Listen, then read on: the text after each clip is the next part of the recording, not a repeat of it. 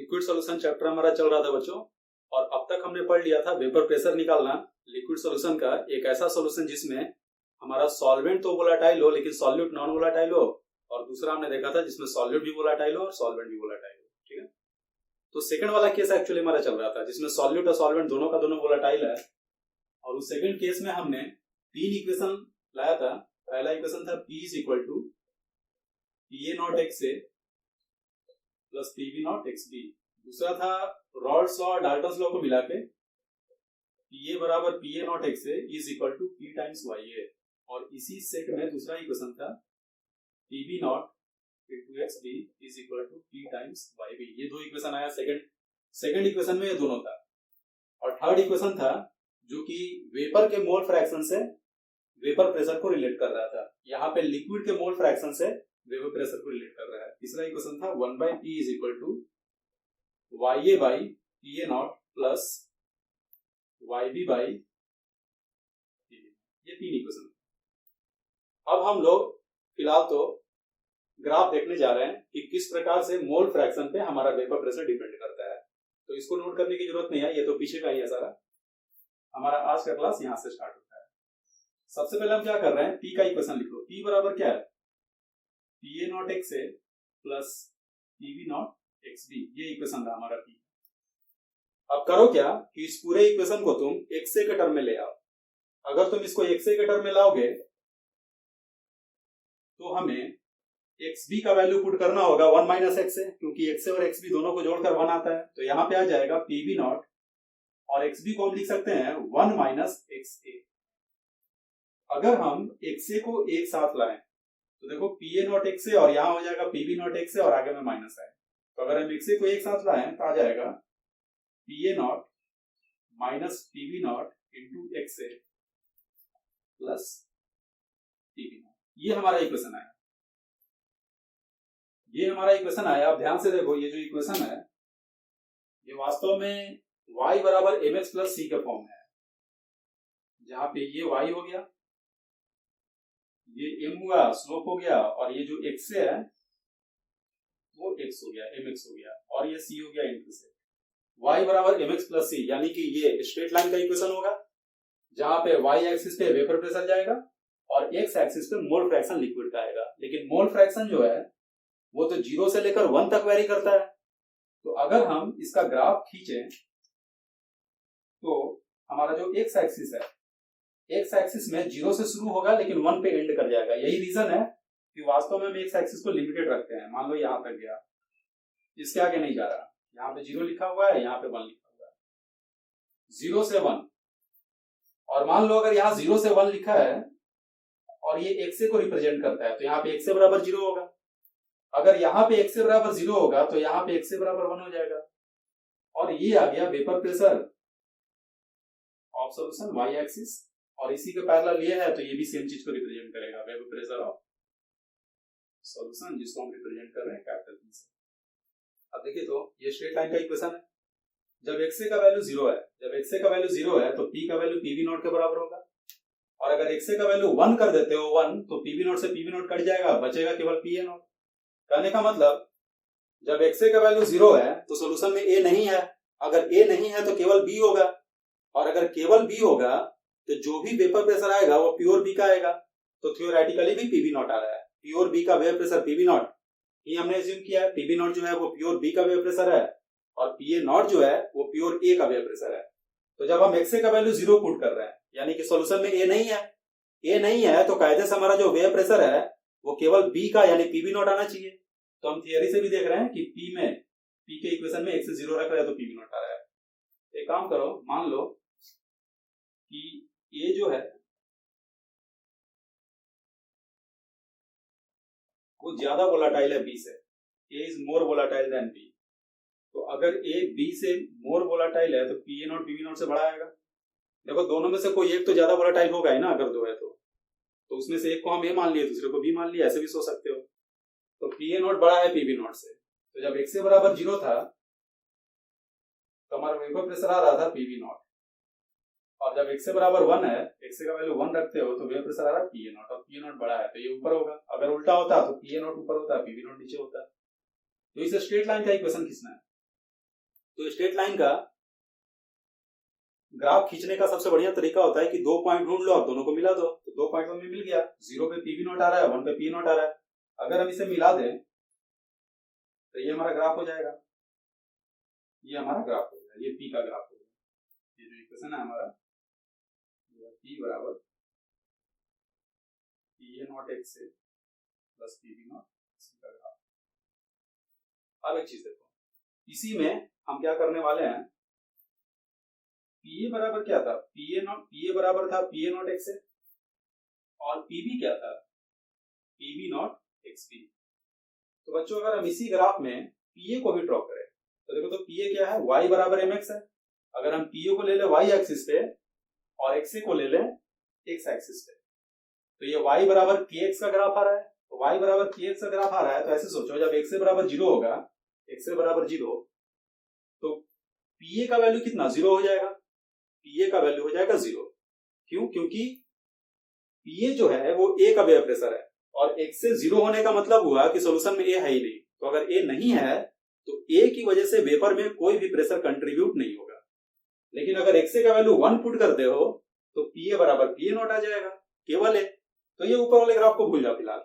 मान के चलो कि अभी जो वाई एक्सिस है वेपर प्रेशर वो अब पी ए है, और पी ए नॉट एक्स ए का तुमको ग्राफ खींचना है। तो वाई बराबर के एक्स क्या होता है, ऑरिजिन से जाने वाला स्ट्रेट लाइन होता है। तो हम बोल सकते हैं कि जो हमारा ग्राफ आएगा वो कुछ ये वाला ग्राफ आएगा, कुछ ऐसा, ये स्ट्रेट लाइन आएगा। ये किसका ग्राफ हुआ, तो ये पी ए का ग्राफ हो गया, ये हो जाएगा पी ए बराबर पी ए नॉट एक्स। ठीक है बच्चों, अब हम क्या करना चाह रहे हैं कि सेम ग्राफ में है ना, सेम डिजाइन में, सेम डायग्राम में हम पीबी भी खींचना चाह रहे हैं।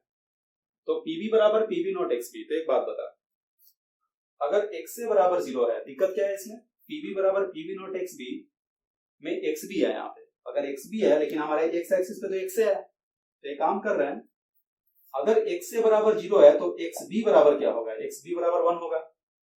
अगर एक्स ए बराबर 1 है तो एक्स बी बराबर 0 होगा, क्योंकि दोनों जोड़ के 1 होता है।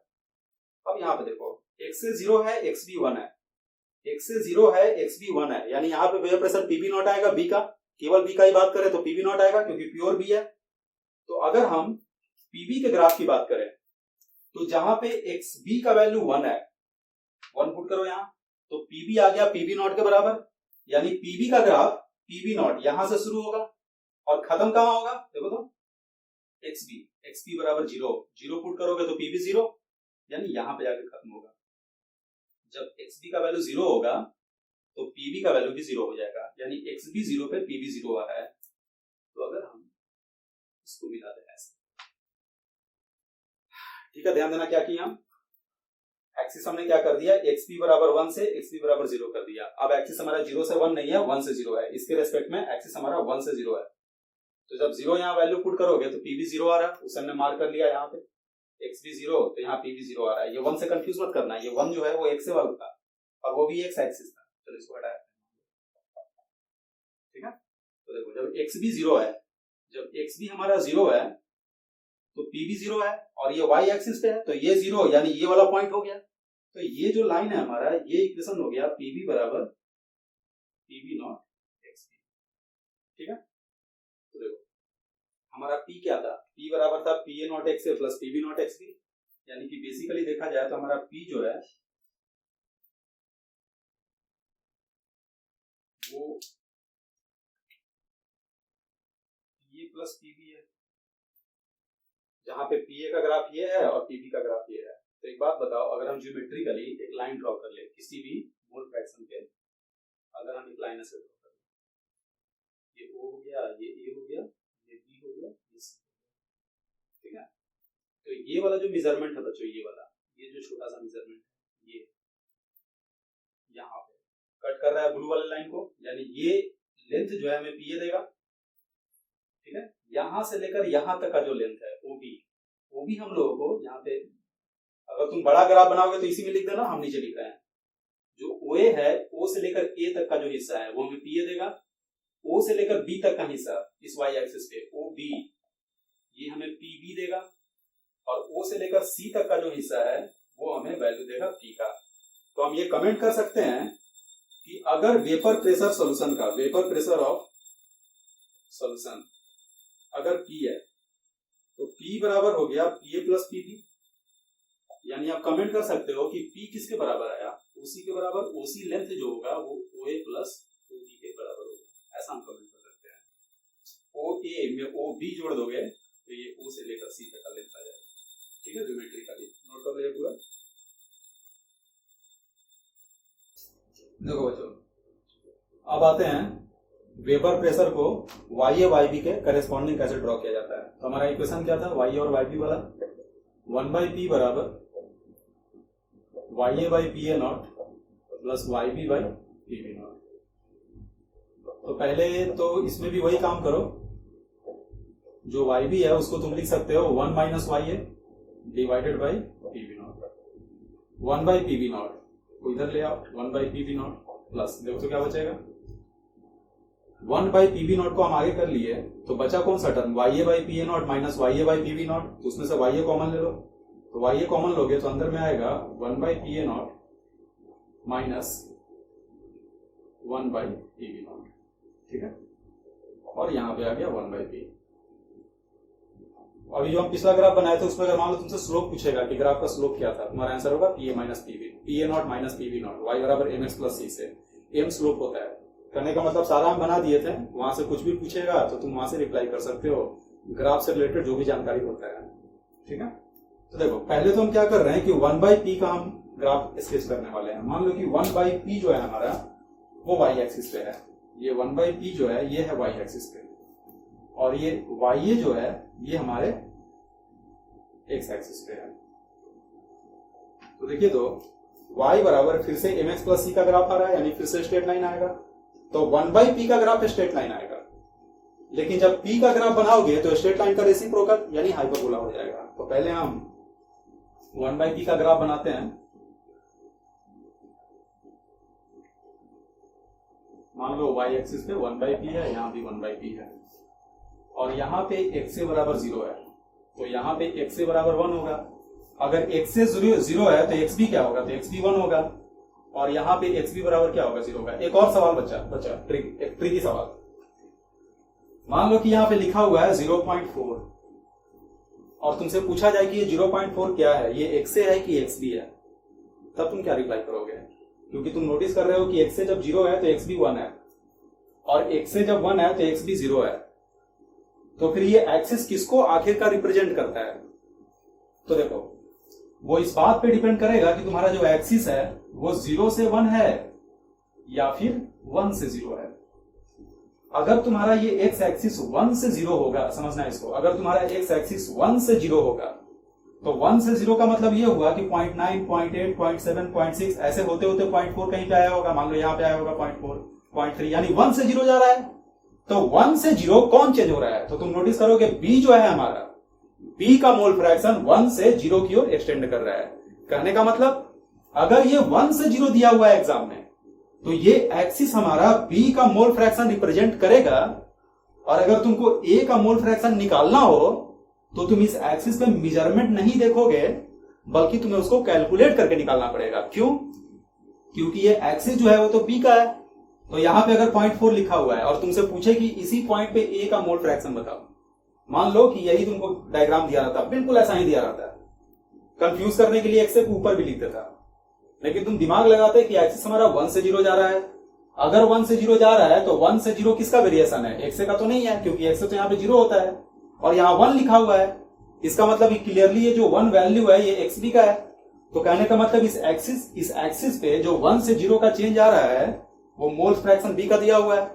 तो अगर उसी कंटिन्यूअम में यहां पे अगर 0.4 दिया हुआ है तो ये 0.4 होगा b का मोल फ्रैक्शन, और अगर a का मोल फ्रैक्शन निकालना है तो 1 में से 0.4 को माइनस कर दो, आंसर आएगा 0.6। ठीक है, लेकिन अगर यहां 0 दिया रहे और यहां पे 1 दिया रहे, ऐसा रहे, तो तुम सीधे बोलोगे कि ये जो एक्सिस है वो x का है, क्योंकि x से हमारा 0 से 1 जा रहा है, और अगर यहाँ 0 है तो ये x का वैल्यू है, अगर यहाँ 1 है तो ये भी x का वैल्यू है, यानी मिडिल का सारा डेटा जो होगा वो x का होगा।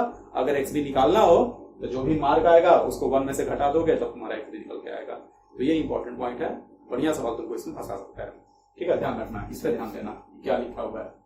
ठीक है, तो हम लोग नॉर्मली क्या लेके चलते हैं, तो हम लोग 0 से 1 लेके चलते हैं। तो अगर हम 0 से 1 लेकर चलेंगे तो ये जो भी वैल्यू होगा वो एक्स का वैल्यू होगा। तो एक्स हो गया 0 से 1, और उस वैल्यू पे अगर एक्स 0 है तो एक्स भी 1 होगा, ना कि हमारा एक्सिस एक्सपी का है, एक्सिस एक्सपी का नहीं है।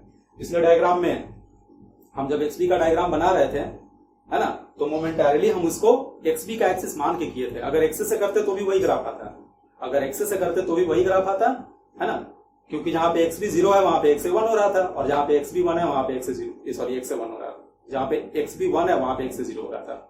ठीक है, चलो तो देखा जाए इसको। तो हमारा इक्वेशन क्या है, 1/p बराबर mx प्लस c। फिर से स्ट्रेट लाइन का इक्वेशन है, अगर 1/p को ड्रॉ करोगे तो अब वैल्यू पुट किया जाए, है ना। लेकिन हम लोग यहाँ देखो बच्चों, एक और बात, x से 0 का मतलब क्या हुआ, x से 0 का मतलब हुआ कि नीचे लिक्विड में a नहीं है। अगर नीचे लिक्विड में a नहीं है तो ऊपर वेपर में भी a नहीं होगा, यानी x से 0 का मतलब होता है ऑटोमेटिकली कि y भी 0 होगा।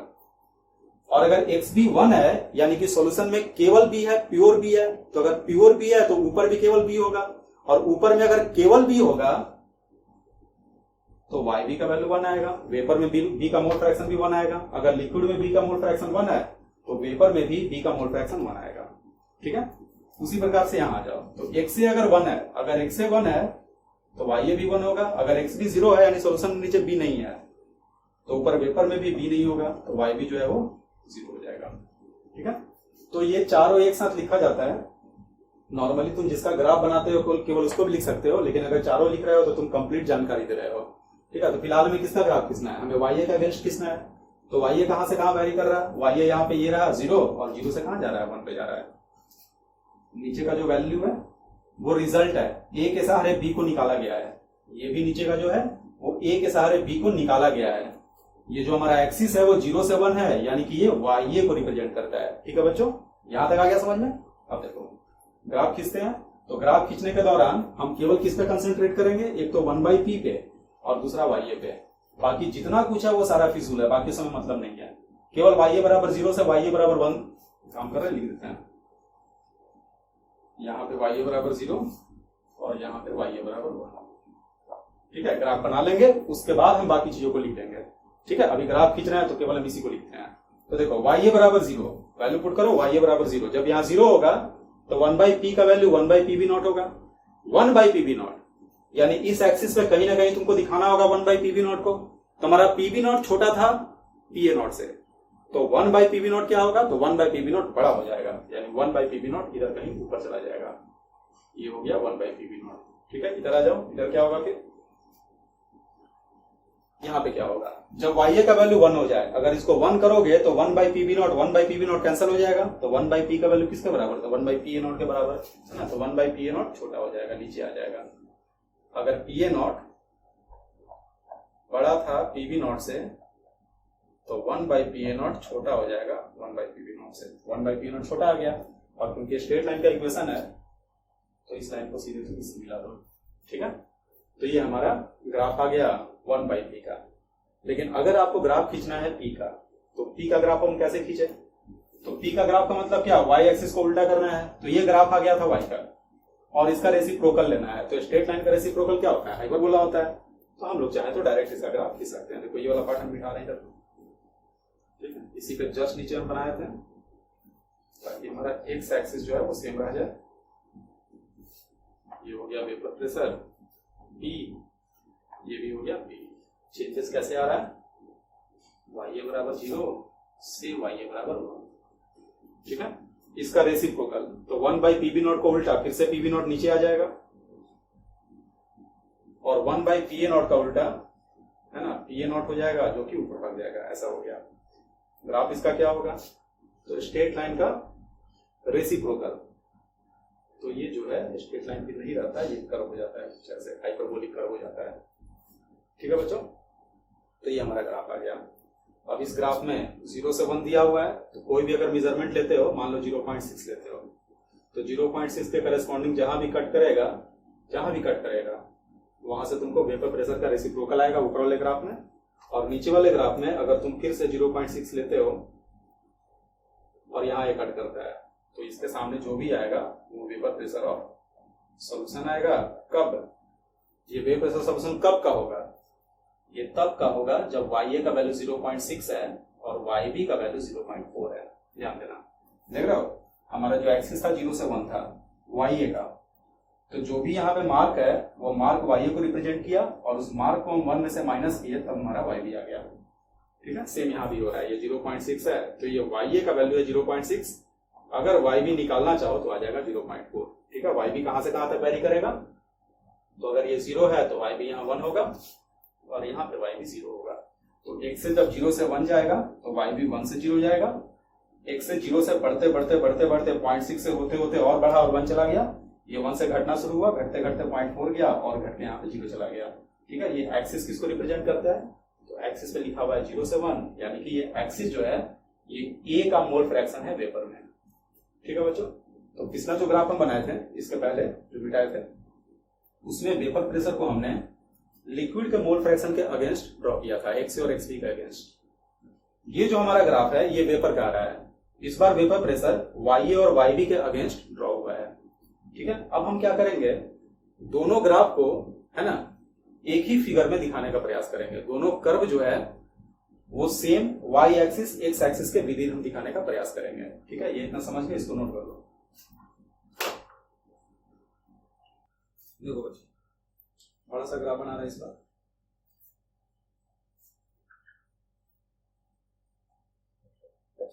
ये हो गया पेपर प्रेशर हमारा और एक्सिस है 0 से 1।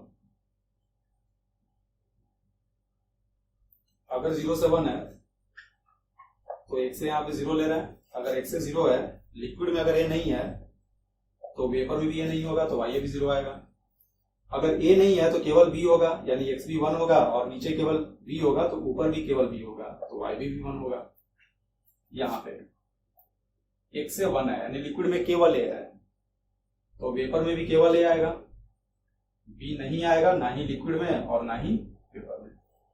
ठीक है, अब हम क्या कर रहे हैं, लिक्विड वाला ग्राफ बना रहे हैं। तो लिक्विड का ग्राफ क्या था, ये था लिक्विड का ग्राफ, यहाँ पे आया था PA0 और यहाँ पे आया था PB0। वेपर का ग्राफ क्या था, तो वेपर का ग्राफ कर्व था कुछ ऐसा था।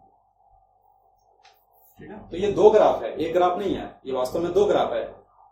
अगर ये जो 0 से 1 दिया हुआ है, अगर ये 0 से 1 लिक्विड का मोल फ्रैक्शन है, अगर 0 से 1 लिक्विड का मोल फ्रैक्शन है तो उसके करेस्पॉन्डिंग तुमको वेपर प्रेशर इस लाइन से मिलेगा। लेकिन अगर 0 से 1 वेपर का मोल फ्रैक्शन है, कहने का मतलब सेम डायग्राम को तुम यूज कर सकते हो दोनों ही सिचुएशन में, लेकिन ये 0 से 1 जब लिक्विड का मोल फ्रैक्शन होगा तब ये वेपर का नहीं होगा, जब ये वेपर का होगा तब लिक्विड का नहीं होगा। अगर 0 से 1 वेपर का लेते हो तो इसके करेस्पॉन्डिंग जो y एक्सिस का वैल्यू आएगा वो इस वेपर वाले लाइन से आएगा। कहने का मतलब सपोज करो कोई प्रेशर P है, मान लो 0.4 atm पे, मान लो कि लिक्विड सॉल्यूशन एक है, उसमें नीचे भी लिक्विड है और ऊपर भी वेपर है। ठीक है, और जो वेपर है उसका वेपर प्रेशर तुमको बताया गया P के बराबर, और तुमसे पूछता है कि बता इस पार्टिकुलर प्रेशर पे लिक्विड का मोल फ्रैक्शन क्या होगा, कंपोजिशन क्या होगा और वेपर का कंपोजिशन क्या होगा। तो तुम करोगे क्या, इस लाइन को ऐसे एक्सटेंड कर दो, यहां पे जहां पे कट करेगा मान लो यहाँ पे 0.45 आया और यहां जहां पे कट किया मान लो यहाँ पे 0.7 आया। तुमसे पूछा जाए कि अब ये बताओ ये सब क्या रिप्रेजेंट कर रहा है, तो तुम बोलोगे ये 0.45 क्या है। तो सबसे पहले तो या तो ये XA होगा नहीं तो YA होगा, क्योंकि 0 से 1 A के लिए था, और XA और YA में कौन होगा। तो देखो तो किस लाइन को कट करके आया है, लिक्विड वाली लाइन को, यानी कि ये XA है। कहने का मतलब ये 0.45 इस पार्टिकुलर प्रेशर पे लिक्विड में A का मोल फ्रैक्शन है, और अगर A 0.45 है तो B कितना होगा, तो 1 में से माइनस कर दो 0.55। सिमिलरली बताओ ये क्या होगा, तो कहां से आया है, सेम प्रेशर पे वेपर के लाइन को कट किया है, तो वेपर के लाइन के करेस्पॉन्डिंग जो मोल फ्रैक्शन आएगा वो YA का वैल्यू होगा, यानी YA हो गया 0.7, क्योंकि YA 0 से 1 वेरी कर रहा है। ठीक है, और वेपर के लाइन को कट किया है, और YA अगर 0.7 है तो YB निकालना पड़ेगा, है ना, मार्क से नहीं आएगा बल्कि उसको कैलकुलेट करना होगा। 1 में से 0.7 घटा दिए तो ये 0.3 आ गया। तो इस तरीके से इस ग्राफ को यूटिलाइज किया जाता है।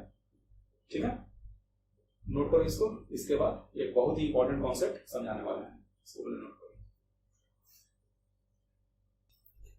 देखो बच्चों, हम लोग क्या देखने जा रहे हैं, ये अपना अभी जो हम लोग ग्राफ देखे थे वही ग्राफ है, सिंपली वो ग्राफ हमने ड्रॉ कर दिया। अब हम लोग क्या कर रहे हैं, सपोज करो हमारे पास एक कंटेनर है और उस कंटेनर में पिस्टन लगा हुआ है, पिस्टन लगा हुआ है और साथ में नीचे में लिक्विड है, प्योर लिक्विड, वेपर है ही नहीं, यहाँ पे बिल्कुल जीरो वेपर है, और लिक्विड में मोल फ्रैक्शन XA और XB है। और तुम करते क्या हो, पिस्टन को धीरे धीरे ऊपर ले जा रहे हो। तो तुम जैसे जैसे पिस्टन को धीरे धीरे ऊपर ले जाओगे, है ना, पहले बहुत हाई प्रेशर पे था, सपोज करो यहाँ पे प्रेशर इतना ज्यादा हाई था, बहुत खतरनाक हाई था, इतना हाई था कि गैस इसमें था ही नहीं, सारा गैस कंडेंस हो गया था। कहने का मतलब तुम्हारे पास केवल लिक्विड था, प्रेशर बहुत हाई था। तो सपोज करो प्रेशर अगर बहुत हाई है तो ऊपर में कहीं हो गया, तो तुम मान लो इस पॉइंट पे थे, इस पॉइंट पे केवल लिक्विड था, प्योर लिक्विड था, केवल लिक्विड, ए और बी का लिक्विड था सॉल्यूशन। अब तुम क्या कर रहे हो, धीरे धीरे पिस्टन को ऊपर ले जा रहे हो। तो ऊपर ले जाओगे तो प्रेशर यहाँ पे रिलीज होना शुरू होगा, तो प्रेशर रिलीज होगा तो प्रेशर यहाँ पे घटना शुरू हो जाएगा। बाहर से प्रेशर घटाओगे, पिस्टन ऊपर आएगा, यहाँ पे प्रेशर घटना शुरू होगा, और जैसे जैसे प्रेशर घटेगा, प्रेशर घटेगा, प्रेशर घटेगा, यहाँ से वेपोराइजेशन शुरू होगा, क्योंकि लो प्रेशर पे वेपोराइजेशन होता है। ठीक है, इसका उल्टा ही बताएंगे, केवल वेपर लेके उस पर प्रेशर हम बढ़ाएंगे और बढ़ा के उसको कंडेंस भी कराएंगे। अभी हम क्या कर रहे हैं, हमारे पास लिक्विड है, प्रेशर बहुत ही हाई था, बहुत खतरनाक प्रेशर था, और धीरे धीरे हम इसको पिस्टन को ऊपर किया तो प्रेशर रिलीज होता गया, यानी प्रेशर घटता गया। तो सपोज करो प्रेशर घटने लगा, तो यहाँ से प्रेशर जो है वो घट रहा है, मान लो घटा घटा घटा घटा, घटते गया घटते गया घटते गया घटते गया। प्रेशर देखो बच्चों घटते घटते जैसे ही यहाँ पे पहुंचेगा इस पॉइंट पे, ठीक है, सपोज करो जो लिक्विड जो था उसमें ए का मोल फ्रैक्शन 0.6 था और बी का मोल फ्रैक्शन 0.4 था शुरू में। तो ए का मोल फ्रैक्शन 0.6, बी का मोल फ्रैक्शन 0.4, तो यहाँ पे 0.6 है। 0.6 क्या है, XA है 0.6, ए का मोल फ्रैक्शन 0.6 और बी का मोल फ्रैक्शन 0.4। बहुत ध्यान से इसको समझना, ठीक है, यह भी सीन है। यहाँ पे तुम पिस्टन को ऊपर ले गए, प्रेशर घटता गया, घटते घटते घटते घटते एक समय ऐसा आएगा जब यहां से लिक्विड का पहला ड्रॉप जो है, पहला ड्रॉप ऊपर में वेपोराइज करेगा। पहला ड्रॉप यहां से वेपोराइज किया, ऐसे पहला ट्रेस थोड़ा सा एकदम वेपर बनाया है, और जैसे ही वेपर गया उस पार्टिकुलर प्रेशर पे दोनों के बीच में इक्विलिब्रियम एस्टैब्लिश हो जाएगा, और जैसे ही इक्विलिब्रियम एस्टैब्लिश हुआ, इस वेपर का जो भी प्रेशर होगा उसे तुम बोलोगे वेपर प्रेशर। और वो वेपर प्रेशर तुमको कहां से मिलेगा, इस पॉइंट से मिलेगा। इस पॉइंट के करेस्पॉन्डिंग ये रहा, मान लो यहाँ पे कहीं भी ये कट किया, सपोज करो मान लो ये P1 पॉइंट पे कट किया, P1 पॉइंट, तो तुम क्या बोलोगे, P1 कौन सा पॉइंट है, तो P1 जो है, P1 is the point where first trace of vapor will form। Vapour का पहला ट्रेस बन रहा है P1 पॉइंट पे, चाहे तुम क्या बोल सकते हो, और first drop of liquid will evaporate, है ना। यहाँ पे पहला ड्रॉप लिक्विड का वेपोराइज किया है, इवेपोरेट किया है इस पॉइंट पे, इस पार्टिकुलर पॉइंट पे, ठीक है। इस पॉइंट को मान लो हम M बोल रहे हैं, तो M पॉइंट पे ये सारा का सारा घटना घट रहा है M पॉइंट पे, ठीक है। जैसे ही M पॉइंट पे तुम पहुंचे, लिक्विड थोड़ा सा यहां से वेपोराइज किया, अगर बहुत ही थोड़ा सा वेपोराइज करेगा तो नीचे कंपोजिशन पे कोई फर्क नहीं पड़ेगा, यानी कि तुम 0.6 से शुरू किए थे तो अभी भी 0.6 और 0.4 ही रहेगा, और उसके करेस्पॉन्डिंग तुमको ग्राफ में ये वाला पॉइंट आ रहा है और यहां से तुमको प्रेशर मिल गया। सब कुछ एक दूसरे को जस्टिफाई कर रहा है। अब देखो क्या होगा, प्रेशर को और रिलीज करो और ऊपर ले जाओ पिस्टन को, प्रेशर और कम करो, तो जैसे ही और कम करोगे लिक्विड और वेपोराइज करेगा। अब जैसे ही लिक्विड थोड़ा सा भी ज्यादा वेपोराइज किया, सिग्निफिकेंट अमाउंट में ऊपर चला गया लिक्विड, अब नीचे का मोल फ्रैक्शन बदल जाएगा। नीचे का मोल फ्रैक्शन बदल जाएगा, देखते हैं ग्राफ से कि बदलता है कि नहीं बदलता है। तुम क्या किए, प्रेशर को थोड़ा डाउन किए, करो प्रेशर को थोड़ा सा डाउन कर दिए, प्रेशर को थोड़ा सा डाउन, तो मान लो तुम यहां आ गए। देखो तो बच्चों, अगर तुम वहां पे चले गए तो अब देखो तो प्रेशर कौन सा है, अब हमारा प्रेशर अब ये हो चुका है, P' हो चुका है, और ये P' प्रेशर पे लिक्विड, P' प्रेशर पे लिक्विड के लाइन को यहां कट कर रहा है और वेपर के लाइन को यहां कट कर रहा है, ठीक है। कहने का मतलब जब प्रेशर P' हो गया तो लिक्विड का जो कंपोजिशन है वो तुमको इस वाले पॉइंट से मिलेगा। अगर 0.3 है तो XA होगा 0.3 नीचे में, और XB होगा 0.7, और ये वाला पॉइंट अगर मान लो 0.8 है तो XA होगा 0.8 और XB हो जाएगा 0.2, सॉरी YA होगा 0.8 और YB हो जाएगा 0.2। क्यों, क्योंकि ये वेपर का लाइन है। कहने का मतलब कि जिस कंपोजिशन से तुम शुरुआत किए थे वो कंपोजिशन चेंज कर गया। जिसमें पहला ड्रॉप लिक्विड का वेपोरेट किया था उस समय उसके कंपोजिशन पे कोई खास फर्क नहीं पड़ा। ठीक है, तो अगर तुमसे पूछेगा कि किस प्रेशर पे पहला ड्रॉप इवेपोरेट करता है तो तुम क्या करोगे, उसी प्रेशर पे पहला ड्रॉप इवेपोरेट करेगा जिस प्रेशर पे XA का वैल्यू 0.6 है, XB का वैल्यू 0.4 है। हम P बराबर PA not XA plus PB not XB लगाकर प्रेशर निकाल लेंगे। लेकिन जैसे ही प्रेशर को थोड़ा सा डाउन किया, अब प्रेशर डाउन होकर पीडास आ गया, लिक्विड का मोल फ्रैक्शन चेंज हो गया, वेपर का भी चेंज हो गया। और डाउन करो तो प्रेशर जब और डाउन जाएगा यहां से, तो ये वाला लाइन यहां कट कर रहा है, ये वाला लाइन यहां कट कर रहा है, यानी लिक्विड और वेपोराइज करेगा और कंपोजिशन लिक्विड गैस का दोनों का चेंज करता जाएगा। यहां से ये लाइन आएगा, फिर ये लाइन आएगा, फिर ये लाइन आएगा, फिर ये लाइन आएगा, होते होते होते होते लास्ट में क्या होगा सोच लेना। वेपोराइज कर रहा है, एक समय ऐसा आएगा कि ये पूरा का पूरा लिक्विड जो है इवेपोरेट कर जाएगा, सारा का सारा लिक्विड इवेपोरेट कर जाएगा। चाहे यूं बोलो कि लिक्विड का अंतिम ड्रॉप इवेपोरेट करने को होगा। तो उस समय क्या होगा, सारा लिक्विड जब ऊपर वेपर में चला गया, मान लो कि इवेपोरेशन होता गया और सिचुएशन क्या आया, सिचुएशन ये आया कि सारा का सारा लिक्विड जो है वेपर फॉर्म में चला गया है, बस एक ड्रॉप लिक्विड का बचा हुआ है। तो एक बात बताओ बच्चों, जो कंपोजिशन पहले पूरा का पूरा लिक्विड में था 0.6 और 0.4, वही कंपोजिशन अब वेपर में चला गया, क्योंकि सारा लिक्विड अब ऊपर चला गया, तो वही 0.6 और 0.4 जो है YA और YB का वैल्यू हो जाएगा। कहने का मतलब इस क्षण इस वाले पॉइंट पे तुमको वही कंपोजिशन मिलेगा जो कंपोजिशन तुमको शुरुआत में मिला था। अंतर बस इतना है कि शुरुआत में वो कंपोजिशन तुमको लिक्विड सॉल्यूशन का मिला था और अब जो वो कंपोजिशन तुमको मिलेगा वो वेपर का मिलेगा। ठीक है, तो यहां से प्रेशर घटता गया, जैसे तुम इस वाले पॉइंट पे पहुंचोगे। मान लो प्रेशर घटते गया और तुम इस एन पॉइंट पे पहुंचे, यहाँ पे मान लो ये पॉइंट एन है, तो एन कौन सा पॉइंट है, तो एन पॉइंट पे प्रेशर मान लो P' है, सॉरी P2 है। P1 जो था वहां पे पहला वेपर बना था, P2 कौन सा प्रेशर है, P2 वो प्रेशर है जहां पे अंतिम ड्रॉप लिक्विड का इवेपोरेट कर गया, अंतिम ड्रॉप लिक्विड का नीचे से इवेपोरेट कर गया। तो देखो तो P2 यहां कट किया और इसके करेस्पॉन्डिंग जो प्रेशर आ रहा है 0.6 आ रहा है। ठीक है, लेकिन अब जो है, अब है ना, ये जो कंपोजिशन था ये किस पॉइंट के करेस्पॉन्डिंग था, एन के करेस्पॉन्डिंग। एन के करेस्पॉन्डिंग क्या होगा, तो एन पॉइंट पे भी कंपोजिशन वही आ रहा है 0.6, लेकिन अब ये वेपर के लाइन के करेस्पॉन्डिंग आ रहा है। तो हम कमेंट कर सकते हैं कि कंपोजिशन अभी भी 0.6 है, लेकिन सारा लिक्विड चला गया वेपर में, यानी कि ये जो वैल्यू है ये YA बराबर 0.6 है और YB बराबर 0.4 है। कहने का मतलब ये 0.6 अब कंपोजिशन जो आया, ध्यान देना ये एन और एन जो है हम ये 0.6 वाले के लिए लिख रहे हैं, ब्लू वाले के लिए लिख रहे हैं, ब्लैक वाले के लिए लिख रहे हैं। तो ये 0.6 और 0.4 जो है अब सारा का सारा वेपर का है, क्योंकि सारा का सारा लिक्विड इवेपोरेट कर गया है। और अगर तुम प्रेशर को इससे थोड़ा सा भी अगर डाउन कर दिए तो जो अंतिम ड्रॉप लिक्विड का था वो भी ऊपर में चला जाएगा। कहने का मतलब इस पॉइंट के नीचे तुम्हारे पास केवल गैसियस फेज है, इस पॉइंट के ऊपर तुम्हारे पास केवल लिक्विड फेज था, और ये जो बीच का ड्यूरेशन है, इस ड्यूरेशन में लिक्विड भी है और गैस भी है, यानी दोनों का दोनों इक्विलिब्रियम पे रहेगा। ठीक है, किसी भी कंपोजिशन के करेस्पॉन्डिंग तुम ये बात बोल सकते हो। मान लो ये कंपोजिशन ले ले तो इसके करेस्पॉन्डिंग जो प्रेशर का रेंज है वो यहां से लेकर यहां तक वैरी करेगा। जैसे इस कंपोजिशन पे maximum pressure, maximum vapour pressure, pressure नहीं वेपर प्रेशर, इस पॉइंट के ऊपर वो सीधे सीधे प्रेशर था, इस पॉइंट पे लिक्विड गैस का इक्विलिब्रियम आ गया, यानी वही प्रेशर अब वेपर प्रेशर बन गया। और इस पॉइंट पे फिर से लिक्विड गैस का इक्विलिब्रियम खत्म हो रहा है, तो इसके नीचे फिर से वो प्रेशर हो गया, लेकिन इस पॉइंट पे जब तुम इस पॉइंट पे जस्ट पहुंचे थे वहां पे वो वेपर प्रेशर था। तो हम बोल सकते हैं फॉर दिस कंपोजिशन, ये जो भी कंपोजिशन है, फॉर दिस कंपोजिशन, इस कंपोजिशन के लिए वेपर प्रेशर का रेंज क्या होगा, तो वेपर प्रेशर का जो रेंज है वो P2 से लेकर P1 तक होगा। वेपर प्रेशर P2 से तो बड़ा होगा लेकिन P1 से छोटा होगा। ठीक है बच्चों, तो हमने P1 पॉइंट को दिखा दिया था, P1 पॉइंट M पॉइंट के करेस्पॉन्डिंग आया था। ठीक है, उसी प्रकार से P2 कौन सा है, P2, ये P2 पॉइंट कौन सा है, तो P2 पॉइंट पे क्या हुआ था, पूरा का पूरा लिक्विड था, M पॉइंट पे पहुंचे तो पहला ड्रॉप इवेपोरेट किया, उसके नीचे गए प्रेशर को और डाउन किए तो और इवेपोरेशन हुआ और हुआ और हुआ।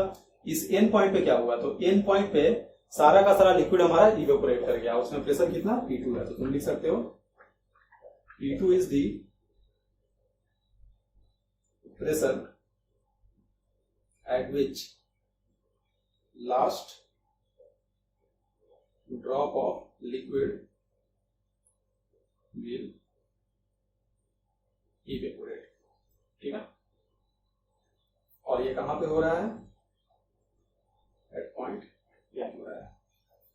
ठीक है बच्चों, तो ये पूरा नोट कर लो। नोट करने के बाद हम तुमको उल्टा समझा देते हैं, है ना। नोट करो इसको अच्छे से, बड़ा डायग्राम बना के अच्छे से पूरा स्पष्ट नोट करना सब कुछ। देखो बच्चों, अब उल्टा सोचते हैं। मान लीजिए कि ए और बी का मिक्सचर है, लेकिन तुम्हारे पास केवल वेपर है, केवल वेपर है, और मोल फ्रैक्शन ए का वाई है, बी का मोल फ्रैक्शन वाई भी है। ठीक है, और प्रेशर बहुत ही लो है, बहुत रिलीज्ड प्रेशर है, तो गैस अपना बिल्कुल कंफर्टेबल है ना, मॉलिक्यूल दूर है, केवल गैस है। प्रेशर लो है, प्रेशर लो है यानी कि नीचे कहीं हो, नीचे में हो कहीं, सपोज करो यहाँ पे हो, और तुम करते क्या हो, प्रेशर को धीरे धीरे बढ़ाना शुरू करते हो। देखो क्या होगा, ऊपर से तुम प्रेशर को बढ़ाना शुरू किया, दबाए इसको। ठीक है, अगर प्रेशर को तुम बढ़ा रहे हो यहां से, तो गैस का मॉलिक्यूल करीब आएगा, और प्रेशर बढ़ाओगे और करीब आएगा।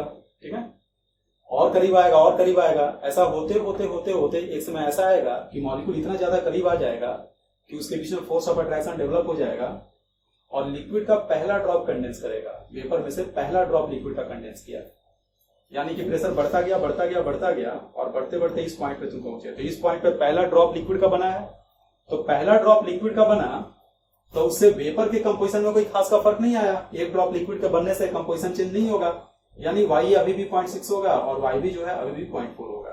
ठीक है, तो अगर तुम्हें इस पॉइंट का वेपर प्रेशर चाहिए तो 1/p बराबर YA/PA0 प्लस YB/PB0 से निकालेंगे, और उसका ग्राफ होता है ये नीचे वाला, यानी इसके करस्पॉन्डिंग जो P2 पॉइंट आया, P2 वो पॉइंट है जहां पे लिक्विड का पहला ड्रॉप बना है। उल्टा अगर जाएंगे तो लिक्विड का पहला ड्रॉप बना। ध्यान दो, पीछे वाले में यही वो पॉइंट था जहां पे, है ना, हम लिक्विड से शुरुआत किए थे, तो यहाँ पे लिक्विड का अंतिम ड्रॉप इवेपोरेट किया था, और यहाँ पे लिक्विड का पहला ड्रॉप जो है वो बना है, क्योंकि सारा का सारा हमारे पास वेपर है।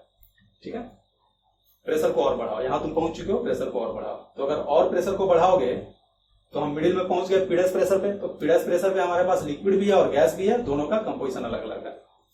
प्रेशर और बढ़ाए, बढ़ाते बढ़ाते बढ़ाते बढ़ाते जब तुम यहां पहुंचोगे यहाँ पे, तो देखो सेम कंपोजिशन अब लिक्विड का हो गया। ये इंडिकेट करता है कि जितना भी वेपर था सारा कंडेंस हो चुका है। कहने का मतलब, अगर प्रेशर को बढ़ाते जाओ तो क्या हो रहा है, वेपर जो है, प्रेशर इज इंक्रीज्ड ग्रेजुअली। तो पहले क्या होगा, सबसे पहले पहला ड्रॉप बनेगा लिक्विड का, फिर क्या होगा, लिक्विड सिग्निफिकेंट मात्रा में आ जाएगा और ऊपर में वेपर भी आ जाएगा, नीचे लिक्विड भी रहेगा। तुम प्रेशर को और अगर बढ़ाओगे तो बढ़ाते बढ़ाते बढ़ाते बढ़ाते एक समय ऐसा आएगा कि सारा वेपर चला जाएगा लिक्विड में, ऊपर में वेपर रहेगा ही नहीं, ऊपर में एम्प्टी हो जाएगा, खाली हो जाएगा, केवल लिक्विड रहेगा। चाहे यूं बोल सकते हो कि वेपर का अंतिम कतरा भी कंडेंस कर जाएगा, तो उस समय नीचे में कंपोजिशन केवल XA और XB का रहेगा, और जिस YA YB से तुम शुरुआत किए थे वही सारा वेपर कंडेंस होकर लिक्विड बन गया है। तो जो कंपोजिशन शुरुआत में होगा वही कंपोजिशन एंड में होगा। तो वही चीज हुआ है, शुरुआत हुआ N से और खत्म हुआ M पे। N पे सारा का सारा गैसियस फेज में था, तो नीचे में गैस हो जाएगा, मिडिल में लिक्विड गैस दोनों है, और यहाँ जब पहुंचे तो केवल लिक्विड हो जाएगा, सारा का सारा गैस कंडेंस हो चुका है। प्रेशर यहाँ से बढ़ता चला जाएगा, तो ये सिंपली प्रेशर होगा, केवल लिक्विड होगा, क्योंकि यहाँ पे वेपर हमारा मौजूद नहीं है। तुम्हारा पूरा लिक्विड सोल्यूशन चैप्टर जो है वो इन दोनों पॉइंट के बीच में एग्जिस्ट करता है। इन दोनों पॉइंट के बीच में जो प्रेशर है वो वेपर प्रेशर है, इसके बियॉन्ड और इसके नीचे वो सिंपली प्रेशर है, क्योंकि वेपर प्रेशर वो प्रेशर होता है जब लिक्विड और वेपर के बीच में इक्विलिब्रियम है, और वो इक्विलिब्रियम तभी होगा जब दोनों एग्जिस्ट करेगा। और दोनों कब एग्जिस्ट करता है, तो इन दोनों पॉइंट के बीच में। इसके ऊपर में प्योर लिक्विड एग्जिस्ट करता है क्योंकि प्रेशर बहुत हाई है वाई एक्सिस, और इसके नीचे में केवल गैस एग्जिस्ट करता है क्योंकि प्रेशर बहुत ही लो है। लो प्रेशर पे लिक्विड वेपोराइज कर जाता है। ठीक है, तो इसका सारा कॉन्सेप्ट खत्म हुआ। इसमें सवाल क्या पूछेगा, कोई भी कंपोजिशन दे देगा, या तो गैस का या तो लिक्विड का, और बोलेगा कि प्रेशर को धीरे धीरे बढ़ा रहे हैं चाहे घटा रहे हैं, तो वो पॉइंट बताइए जहां पे पहला कतरा इवेपोरेट करेगा, चाहे कंडेंस करेगा, चाहे अंतिम जो ड्रॉप है ना, चाहे अंतिम वेपर जो है वो कंडेंस करेगा, चाहे अंतिम लिक्विड जो है वो इवेपोरेट करेगा। प्रेशर तुमसे पूछेगा, और उस प्रेशर पे तुमसे कंपोजिशन भी पूछेगा, लिक्विड का भी और गैस का भी। ठीक है, तो हम इसका न्यूमेरिकल देखते हैं। न्यूमेरिकल से और मस्त तरीके से क्लियर हो जाएगा। नोट तुम कर ही लिए हो, तुम्हारा अगर मन है सेकंड सिनेरियो को भी लिखने का, तो ये तुम्हारे लिए होमवर्क हो गया। इसको हम लिखने नहीं जा रहे हैं क्योंकि एक हम ऑलरेडी लिख चुके हैं, समझा चुके हैं। तो और करना है तो फिर से स्टार देकर लिखना कि अगर हम शुरू में लिख लेना कि इफ, है ना, अ gaseous mixture of A and B is taken where composition is YA and YB। ठीक है, उसके बाद लिखना कि and pressure is increased gradually. उसके बाद क्या लिखोगे, ये कौन सा पहला ड्रॉप बना है, तो लिख देना कि ये कौन सा पॉइंट है, एन पॉइंट है। लिखना at point N first drop of liquid will form. और जब फर्स्ट ड्रॉप ऑफ लिक्विड बनेगा तो उस समय वेपर का कंपोजिशन YAY भी रहेगा, उससे P निकल जाएगा, और P निकल गया तो उससे इस लिक्विड का भी कंपोजिशन निकल जाएगा, इसका भी। अगर YAY भी निकल गया, P निकल गया, तो रॉल्स लॉ डाल्टन्स लॉ से ये लिक्विड जो है इसका कंपोजिशन निकल जाएगा X और XB। ठीक है, फिर ये क्या हो गया, ये P' वाले पॉइंट की बात है। P' प्रेशर पे लिक्विड भी होगा और गैस भी होगा। यहाँ पे क्या होगा, तो ये कौन सा पॉइंट है, तो ये वो पॉइंट है जब सारा का सारा हमारा वेपर जो है कंडेंस होकर लिक्विड में कन्वर्ट हो गया, यानी ये पॉइंट नंबर M है। तो तुम लिखना एट पॉइंट M, तुम लिखोगे एट पॉइंट M अंतिम trace of vapour will condense. ठीक है, अगर लिखना चाहते हो तो पॉज करके वीडियो को जो हम बोल रहे हैं वो भी लिख सकते हो। यहाँ पे लिखोगे एट पॉइंट M अंतिम trace of vapour will condense, और जो कंपोजिशन XX भी है वो वही रहेगा जो शुरू में YAY भी था। तो अगर तुमसे पूछेगा कि जो अंतिम ट्रेस वेपर का था उसका कंपोजिशन बताओ, तो पहले XXB से P निकाल लोगे, और एक बार P निकल गया तो रॉल्स लॉ डाल्टन्स लगा के तुम ऊपर का YAY भी निकाल सकते हो। ठीक है, तो नोट करना चाहो तो नोट करो, अभी हम न्यूमेरिकल देखेंगे, नोट कर लो। देखो बच्चों, ये सवाल है, देखो इसमें आंसर नहीं लिखा है मैंने क्योंकि ये थियरी का ही सवाल है, इसको सॉल्व नहीं करना है, अच्छे से समझना है ना। एक बार समझ जाओगे फिर ऐसा सवाल तुम करने में, है ना, सक्षम हो जाओगे, लेकिन इसको तुमको अच्छे से समझना है। सॉल्यूशन देखना कैसे हम कर रहे हैं इसको। बोल रहा है कि liquid solution of A and B has 1 mole each of A and B। A और B दोनों का 1-1 मोल है, तो जो भी लिक्विड सॉल्यूशन है उसमें मोल फ्रैक्शन X से कितना हो जाएगा 0.5, और XB हो जाएगा 0.5, 1/2 1/2। बोल रहा है कि अगर pressure over the liquid is decreased gradually, धीरे धीरे प्रेशर को तुम घटाते हो, तो प्रेशर को घटाओगे तो एक समय आएगा जब वेपर बनना शुरू हो जाएगा। जैसे ही वेपर बनेगा वहां का जो प्रेशर होगा वो वेपर प्रेशर होगा, क्योंकि इक्विलिब्रियम एस्टैब्लिश कर जाएगा। PA नॉट दिया है 600 टोर, PB नॉट दिया है 150 टोर। करा कैलकुलेट, पहला सवाल, pressure at which first drop of liquid will evaporate. कर रहा है, पहला पार्ट कर रहे हैं, है ना। इनफैक्ट ये जो हम कैलकुलेशन किए हैं ये पहले पार्ट का ही है। क्यों, क्योंकि देखो समझना है इसको। मान लो कि अभी हम इसको नहीं निकाले हैं, देखो क्या हो रहा है, तुम्हारे पास लिक्विड है, ये पिस्टन लगा हुआ है, प्रेशर आप घटा रहे हो, प्रेशर घटाते गए तो पहला ट्रेस जो है वेपर का ऊपर में गया, पहला ट्रेस, ये नेग्लिजिबल है।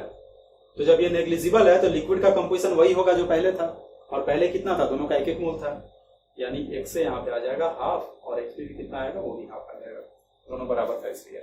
बराबर नहीं होगा तो उसी हिसाब से निकाल लेंगे कितना आता है। तो एक बात बताओ, जब X से है हाफ, XB भी हाफ है, तो ऊपर में प्रेशर P हो जाएगा, तो ये जो भी प्रेशर होगा उसी प्रेशर पे ये घटना घट रहा है, तो P बराबर क्या आएगा, P बराबर PA not XA plus PB not XB, क्योंकि हमें XA और XB पता है। वैल्यू पुट कर दो, 600 इंटू हाफ चाहे 0.5, 150 इंटू हाफ, तो ये हो जाएगा 300 प्लस 75, यानी कि 375। तो ये एक आंसर आ गया। प्रेशर को तुम धीरे धीरे घटाओगे तो ठीक 375 टोर पे हमारा जो लिक्विड है उसमें से पहला ड्रॉप लिक्विड का इवेपोरेट करेगा। ठीक है, कह रहा है कि what will be the composition of that drop of liquid, जो इवेपोरेट किया, दैट ड्रॉप ऑफ लिक्विड, चाहे ऐसे भी लिख सकते हो, what will be the composition of first trace of vapour. That drop of liquid कहने का मतलब था कि जो लिक्विड इवेपोरेट किया है उसका, तो जो लिक्विड इवेपोरेट करेगा वही वेपर में कन्वर्ट होगा, यानी पहला ट्रेस वेपर का। तो वेपर का कंपोजिशन क्या होगा, इस क्षण जो भी वेपर है उसका कंपोजिशन YAY भी आएगा, और YAY भी कैसे निकालते हैं, तो रॉल्स लॉ हो गया PA नॉट XA और डाल्टन्स लॉ हो गया PYA। PA बराबर, ये दोनों का दोनों वैल्यू बराबर होता है PA के, इसको लिखना कोई जरूरी नहीं है, हमें YA चाहिए, तो YA बराबर आ जाएगा PA not XA by P। PA not कितना था 600, XA कितना था half, divided by P, P कितना आया 375 आया, तो ये हो जाएगा 300 बाई 375। हो गया बच्चों YB। अगर YB निकालते हो तो इसको 1 में से माइनस कर लो, नहीं तो फॉर्मूले से भी निकाल सकते हो। अगर YB निकालोगे तो लिखोगे PV not XB by P करोगे, अगर पहले निकालोगे तो। लेकिन अगर YA निकल गया तो सीधे लिख सकते हो 1 माइनस YA, तो 1 माइनस 300 बाई 375, ये हो जाएगा 75 बाई 375। इसको अगर सॉल्व करोगे तो ये आ जाएगा 375 का डबल अगर करोगे तो 750 आ जाएगा, तो ये हो गया 0.2, और अगर ये 0.2 है तो ये हो जाएगा 0.8। ठीक है, तो देखो पहला पार्ट हो गया। जब पहला ड्रॉप लिक्विड का इवेपोरेट किया था तो हमने उस समय का पहले प्रेशर निकाला, और एक बार प्रेशर निकल गया एक्स ए और एक्स बी पता था, और एक्स एक्स बी हम कौन सा लिए थे, तो जो शुरू में दिया था वही लिए थे। क्यों? क्योंकि एक ड्रॉप वेपर के बनने से लिक्विड के कंपोजिशन पे कोई फर्क नहीं पड़ा। ठीक है, तो यहां से हमारा पी निकल गया, और एक बार पी निकल गया, एक्स एक्स भी पता है, तो वहां से हमने वाई और वाई भी निकाल लिया। तो ये 2 सवाल कंप्लीट हो गया। वह पॉइंट जहां पे पहला इवेपोरेशन हुआ है उसको हमने पूरी तरह से खत्म कर लिया। ठीक है, इसको नोट कर लो, समझ लो, उसके बाद हम लोग दूसरा करते हैं। देखो बच्चों, सेकंड पार्ट में कह रहा है कि pressure at which last drop of liquid will evaporate. क्या बोला था? प्रेशर को धीरे धीरे घटा रहा है। तो जब प्रेशर पहुंचा वहां पे जहां पे पहला ड्रॉप लिक्विड का इवेपोरेट किया, प्रेशर को और घटाओगे और इवेपोरेशन होगा। करा होते होते होते होते वह प्रेशर बताओ जहां पे अंतिम ड्रॉप लिक्विड का इवेपोरेट करेगा, अंतिम ड्रॉप। तो वो कौन सा सिचुएशन होगा? अंतिम ड्रॉप का मतलब ये लास्ट ड्रॉप है और सारा का सारा वेपर में चला गया। तो सारा लिक्विड अगर वेपर में चला गया तो यहाँ पे अभी 1 मोल ए और 1 मोल बी होगा ऑलमोस्ट, क्योंकि एक ड्रॉप नीचे है, उससे कोई खास फर्क पड़ने वाला नहीं है।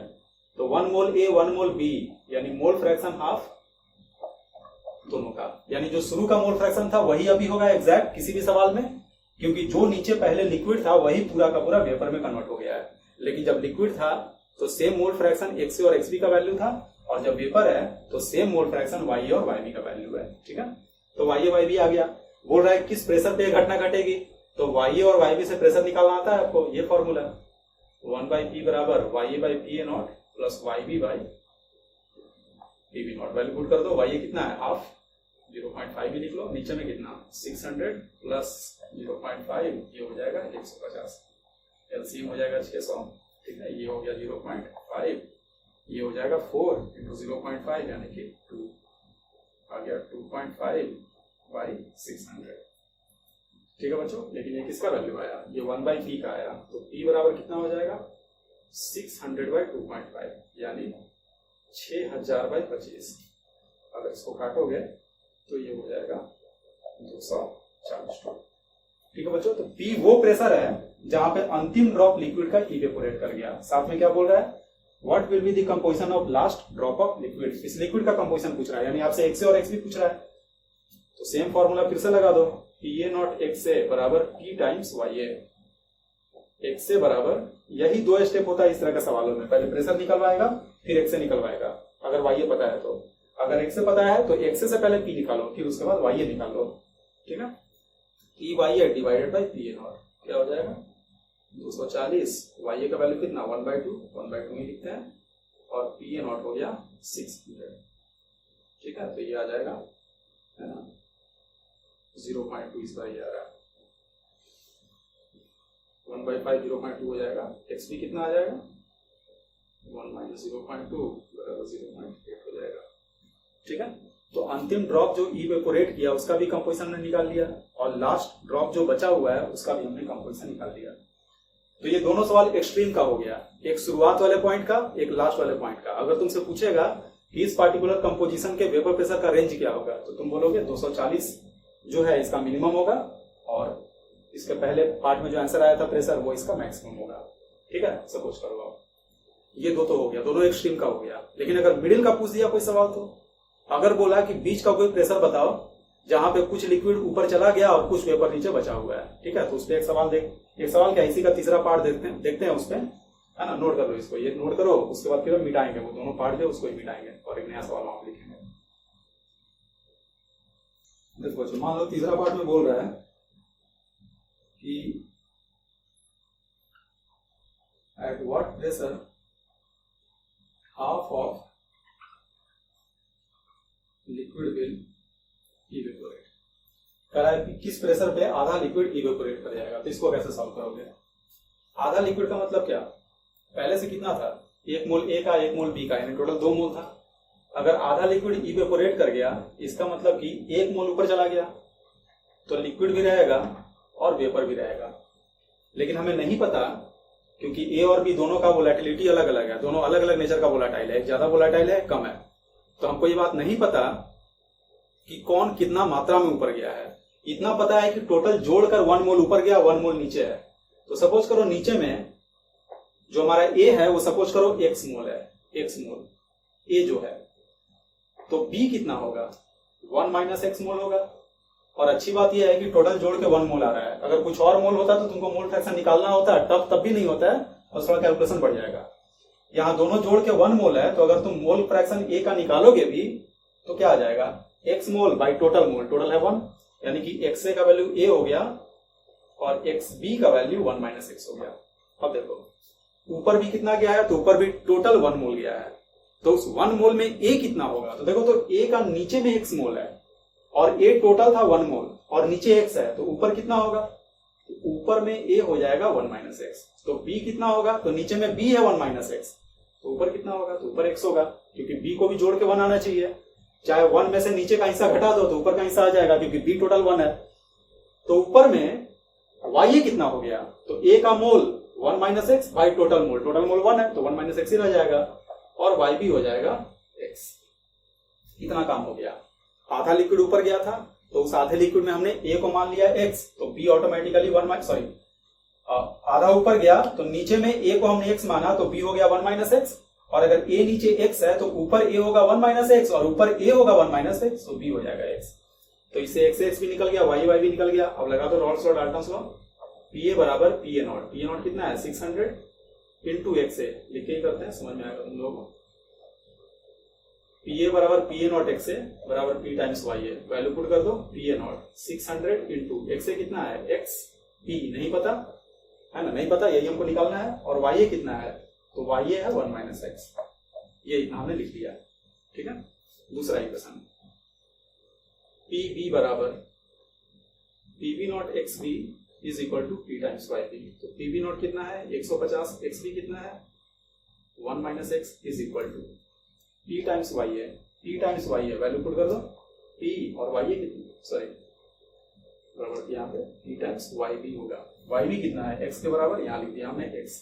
अब देखो बच्चों हमें निकालना क्या है, P निकालना है, तो एक काम करो x by 1 minus x by 1 minus x दोनों जगह से निकाल के दोनों को इक्वेट कर दो। तो यहां से अगर लिखोगे तो आ जाएगा 600 बाई P बराबर 1 माइनस x बाई x, और यहां से अगर लिखोगे तो आ जाएगा 150 बाई P बराबर x बाई 1 माइनस x, ठीक है। चाहे इसको उल्टा करके लिख दो, 1 माइनस x बाई x बराबर P बाई 150, और दोनों को इक्वेट कर दो, 1 minus x by x 1 minus x by x, तो हम लिख सकते हैं हेंस P बाई 150 बराबर 600 बाई P। तो यहां से P स्क्वायर आ गया, दूसरे साइड जाएगा तो रूट हो जाएगा, तो 150 गुना 600 का रूट, 600 को लिख सकते हो 150 गुना 4, 150 गुना 150, 150 बाहर आ गया और 4 का रूट 2 हो जाएगा, यानी कितना आ गया 300 आ गया। तो ये घटना 300 पे घटेगी। अगर तुमसे पूछ दे कि बताओ नीचे में a कितना b कितना, ऊपर में a कितना b कितना, तो कोई दिक्कत नहीं है, p निकल चुका है तुम्हारा, p का वैल्यू यहाँ पुट कर दो। तो इस इक्वेशन में केवल x अननोन होगा, x निकल जाएगा और x निकल के आ गया तो नीचे का भी कंपोजिशन आ जाएगा, ऊपर का भी कंपोजिशन आ जाएगा।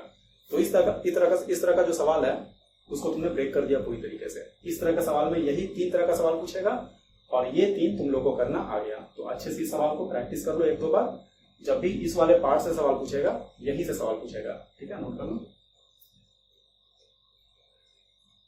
तो बच्चों आज की क्लास हमारी यहीं पे समाप्त होती है, ठीक है। अगले क्लास में हम लोग देखेंगे फ्रैक्शनल डिस्टिलेशन और मे बी आइडियल सोल्यूशन क्या होता है, नॉन आइडियल सोल्यूशन क्या होता है, इसको भी देखेंगे, ठीक है। तो मिलते हैं अगले क्लास में।